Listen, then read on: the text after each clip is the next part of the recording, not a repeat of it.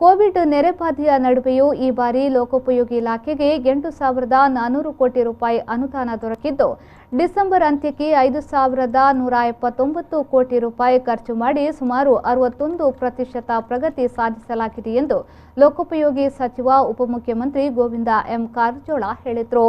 ಅವರು ಬೆಳ್ತಂಗಡಿಯ ಅತರಡಿ ರಾಜ್ಯ ಹೆದ್ದಾರಿ 67ರ 12.98 ಕಿಲೋಮೀಟರ್ನಿಂದ 14.80 ಕಿಲೋಮೀಟರ್ವರೆಗೆ 50 ಕೋಟಿ ರೂಪಾಯಿ ಅಂದಾಜು ಮೊತ್ತದಲ್ಲಿ ನಿರ್ಮಾಣಗೊಳ್ಳಲಿರುವ ಚತುಷ್ಪಥ ರಸ್ತೆ ಫಲ್ಗುಣಿ ನದಿಗೆ ಸೇತುವೆ ನಿರ್ಮಾಣ ಕಾಮಗಾರಿಗೆ ಶಿಲಾನ್ಯಾಸ ನೆರವೇರಿಸಿ ಮಾತನಾಡಿದರು. ಹೆಚ್ಚಿನ ಕಾಮಗಾರಿ ಅನುಷ್ಠಾನಗೊಳಿಸಲು ತೊಂದರೆಯಾದರೂ ನಡೆಯುತ್ತಿರುವ ಕಾಮಗಾರಿಗಳಿಗೆ ಅನುದಾನ ಕೊರತೆ ಮಾಡಲ್ಲ ಎಂದು ಹೇಳಿದರು. ಲೋಕೋಪಯೋಗಿ ಇಲಾಖೆಯಲ್ಲಿ 8,400 ಕೋಟಿ ರೂಪಾಯಿಗಳಲ್ಲಿ ಶೇಕಡಾ 67ರಷ್ಟು ಕಾಮಗಾರಿ ಪೂರ್ಣಗೊಳಿಸಲಾಗಿದೆ. ರಾಜ್ಯ ಸರ್ಕಾರ ಅಧಿಕಾರಕ್ಕೆ ಬಂದು ಈವರೆಗೆ ಸುಮಾರು 6,570 ಕಿಲೋಮೀಟರ್ ರಾಜ್ಯ ಹೆದ್ದಾರಿ ಹಾಗೂ ಜಿಲ್ಲಾ ಮುಖ್ಯ ರಸ್ತೆಗಳ ಅಭಿವೃದ್ಧಿಯನ್ನ ಮಾಡಲಾಗಿದೆ. ಅದಲ್ಲದೆ 322 ಸೇತುವೆಗಳ ಕಾಮಗಾರಿ ಪೂರ್ಣಗೊಳಿಸಲಾಗಿದೆ.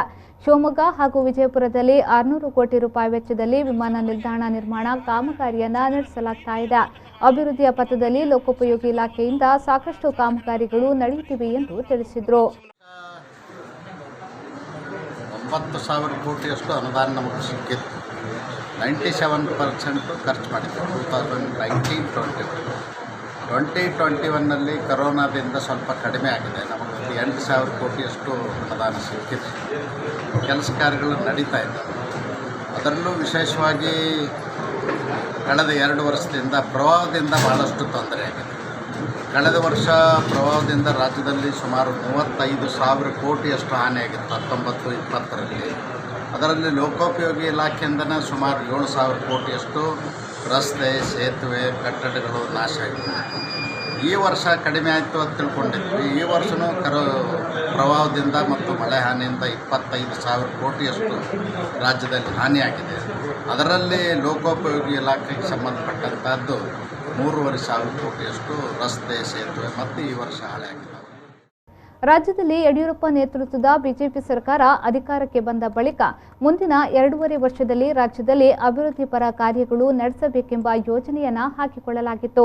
ಆದರೆ ಅತಿವೃಷ್ಟಿ, ನೆರೆ ಹಾಗೂ ಕೊರೋನಾದಿಂದಾಗಿ ಅಭಿವೃದ್ಧಿ ಕಾರ್ಯ ಕುಂಠಿತಗೊಂಡಿತ್ತು. ನಿರೀಕ್ಷಿತ ಮಟ್ಟದಲ್ಲಿ ಹೆಚ್ಚಿನ ಅನುದಾನ ನೀಡಲು ತೊಂದರೆಯಾಗಿತ್ತು.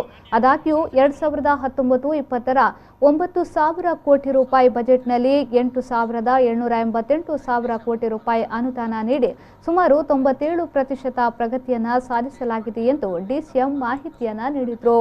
ಕಳೆದ ವರ್ಷ ತುರ್ತು ರಿಪೇರಿಗೆ 500 ಕೋಟಿ ರೂಪಾಯಿಗಳ ಬಿಡುಗಡೆ ಮಾಡಿಸಿದ್ದು 2019-20ರಲ್ಲಿ 1,852 ಕಾಮಗಾರಿಗಳನ್ನು ತಗೊಂಡಿದ್ವಿ, ಕಂಪ್ಲೀಟ್ ಮಾಡಿದ್ವಿ. ಈ ವರ್ಷ ಮತ್ತೆ ಪ್ರವಾಹದಿಂದ ಮತ್ತು ಮಳೆಯಿಂದ ಹಾನಿಯಾದದ್ದು 1,800 ಕಾಮಗಾರಿಗಳನ್ನು ನಾವು ಈಗಾಗಲೇ ಕೈಗೆತ್ತಿಕೊಂಡಿದ್ವಿ. ಸುಮಾರು 600 ಕೋಟಿ ರೂಪಾಯಿ ಹಣವನ್ನು ಬಿಡುಗಡೆ ಮಾಡಿ. ಈ ಸಂದರ್ಭ ಬಿಜೆಪಿ ರಾಜ್ಯಾಧ್ಯಕ್ಷ ನಳಿನ್ ಕುಮಾರ್ ಕಟೀಲ್, ಶಾಸಕ ಹರೀಶ್ ಪೂಂಜಾ, ವಿಧಾನ ಪರಿಷತ್ನ ಸದಸ್ಯ ಪ್ರತಾಪ್ ಸಿಂಹ ನಾಯಕ್ ಸೇರಿದಂತೆ ಮತ್ತಿತರರು ಉಪಸ್ಥಿತರಿದ್ದರು.